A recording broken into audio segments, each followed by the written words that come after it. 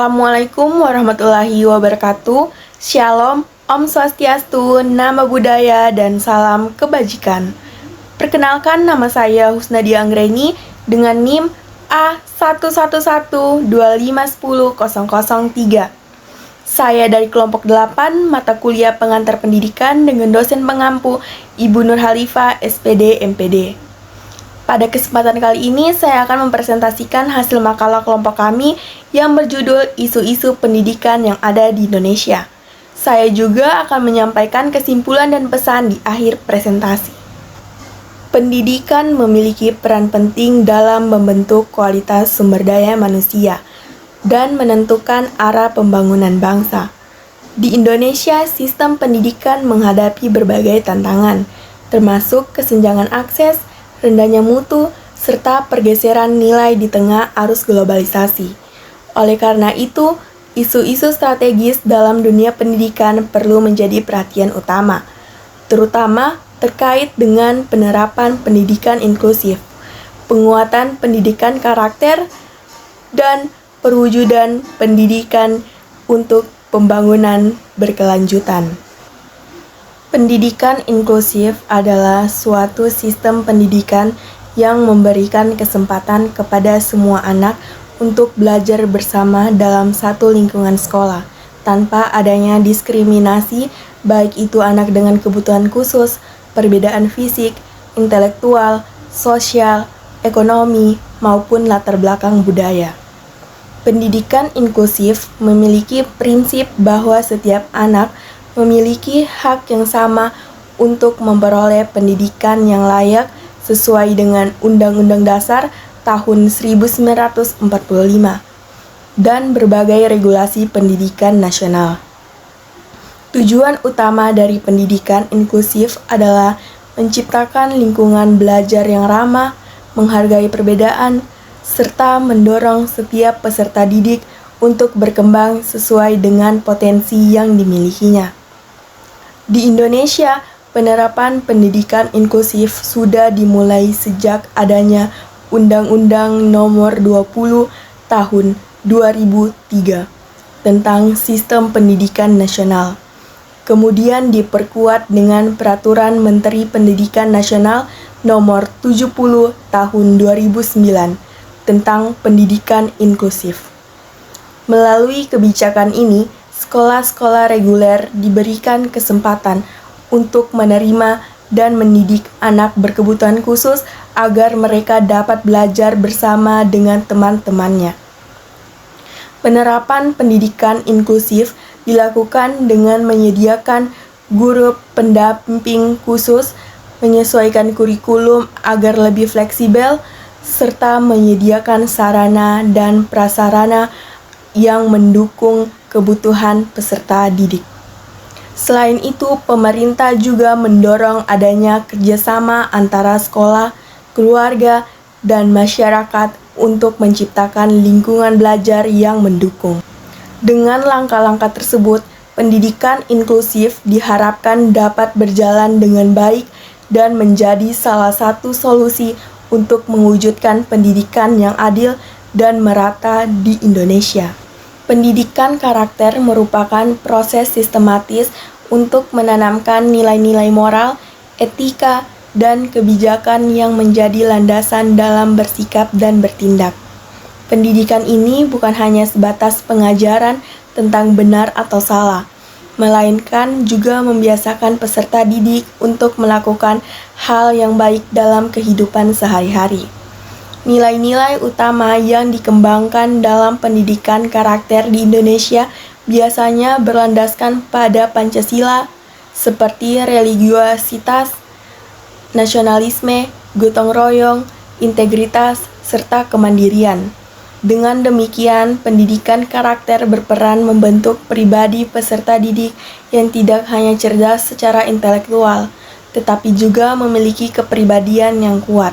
Pentingnya pendidikan karakter bagi generasi muda tidak bisa dilepaskan dari tantangan zaman.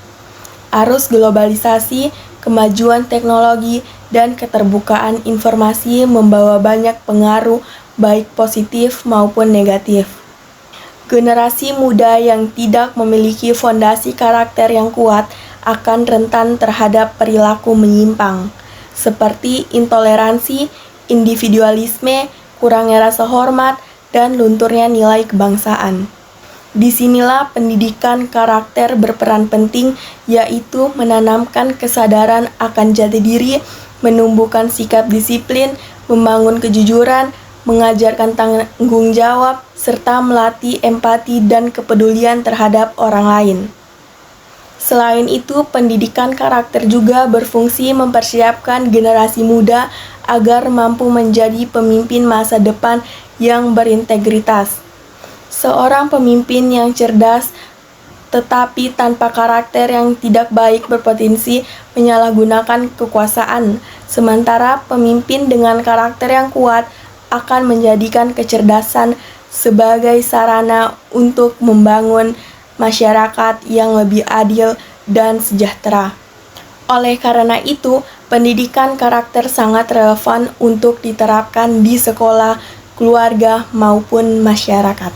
Pendidikan untuk pembangunan berkelanjutan adalah pendekatan pendidikan yang bertujuan membekali peserta didik dengan pengetahuan, keterampilan, nilai, dan sikap yang diperlukan untuk menghadapi tantangan global, seperti perubahan iklim, degradasi lingkungan, ketidakadilan sosial, serta ketidakstabilan ekonomi.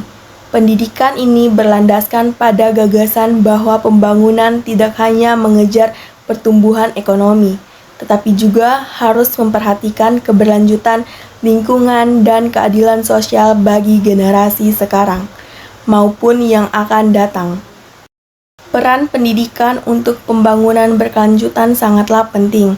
Pertama, pendidikan ini berperan dalam membangun kesadaran lingkungan sejak dini, sehingga generasi muda terbiasa menjaga kebersihan, mengurangi sampah plastik, menanam pohon, serta melestarikan sumber daya alam. Kedua, pendidikan ini melatih keterampilan hidup yang relevan dengan kebutuhan masa depan, seperti inovasi energi terbarukan, pertanian ramah lingkungan, dan gaya hidup sehat. Ketiga, pendidikan ini menumbuhkan rasa tanggung jawab sosial karena pembangunan berkelanjutan tidak hanya soal lingkungan, tetapi juga mencangkup pengentasan kemiskinan, keadilan, dan kesejahteraan masyarakat. Dengan adanya pendidikan untuk pembangunan berkelanjutan, peserta didik diharapkan menjadi agen perubahan yang mampu memadukan ilmu pengetahuan, keterampilan, dan nilai kemanusiaan dalam kehidupan sehari-hari. Hal ini akan berkontribusi besar bagi terciptanya bangsa Indonesia yang lebih adil, sejahtera, dan berkelanjutan. Satu studi kasus yang saya ambil yaitu dugaan pungutan liar di SMK Negeri 2 Kota Palu. Pada awal tahun 2025, muncul dugaan bahwa di SMK Negeri 2 Kota Palu dilakukan pungutan liar. Siswa dan orang tua siswa mengeluh biaya tambahan, yaitu kursus bahasa Inggris, di luar iuran resmi. Salah satu siswi yang bernama Alia Anggreni yang memprotes praktik ini sempat dinonaktifkan sebagai ketua OSIS oleh pihak sekolah sebagai respon atas protesnya. Setelah dilakukan mediasi oleh pihak sekolah serta pemeriksaan dari instansi terkait, Dinas Pendidikan dan Inspektorat, siswi tersebut dikembalikan ke posisi semula. Kepala sekolah pun dinonaktifkan sebagai bagian dari proses pemeriksaan. Permasalahan utamanya, yang pertama, dugaan pungutan di luar mekanisme resmi yang membebani siswa dan orang tua. Yang kedua, ketidaktransparan dalam pengelolaan biaya kursus dan kegiatan tambahan di sekolah. Yang ketiga, potensi intimidasi terhadap siswa yang berani mengkritik, seperti pemecatan jabatan OSIS terhadap penyampaian kritik. Dan yang keempat, kepercayaan masyarakat pada sekolah bisa menurun jika ada kesan penyalahgunaan wewenang. Adapun dampaknya yaitu yang pertama, siswa dan orang tua merasa terbebani secara finansial, terutama bagi keluarga. yang kurang mampu. Yang kedua, demokrasi internal dan kebebasan menyampaikan kritik di sekolah bisa tertekan. Yang ketiga, reputasi sekolah dan kepercayaan masyarakat terhadap sekolah bisa rusak. Yang keempat, ketidakadilan akses pendidikan siswa dengan kondisi ekonomi sulit bisa terdampak paling besar. Upaya ataupun respon. Yang pertama, setelah protes dan investigasi, pihak sekolah dan instansi terkait melakukan mediasi dan memperbaiki situasi. Siswa dikembalikan ke jabatan OSIS dan kepala sekolah dinonaktifkan. Yang kedua, isu ini memicu pengetatan pengawasan terhadap praktik pungutan di sekolah sebagai upaya untuk memastikan transparansi dan keadilan. Kesimpulan yang bisa saya ambil dari kasus dugaan pungutan liar di SMK Negeri 2 Kota Palu menunjukkan bahwa di Kota Palu, selain masalah infrastruktur atau jumlah guru, ada masalah integritas, transparansi, dan keadilan di dunia pendidikan.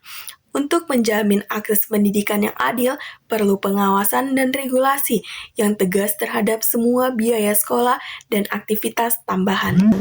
Baik, kesimpulan yang bisa saya ambil dari pendidikan inklusif, pendidikan karakter, dan pendidikan untuk pembangunan berkelanjutan merupakan isu penting dalam meningkatkan mutu pendidikan di Indonesia.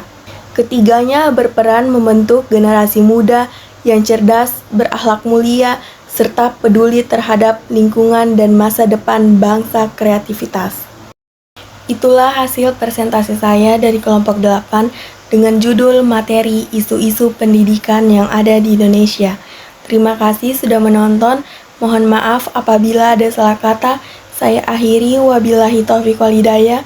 Wassalamualaikum warahmatullahi wabarakatuh.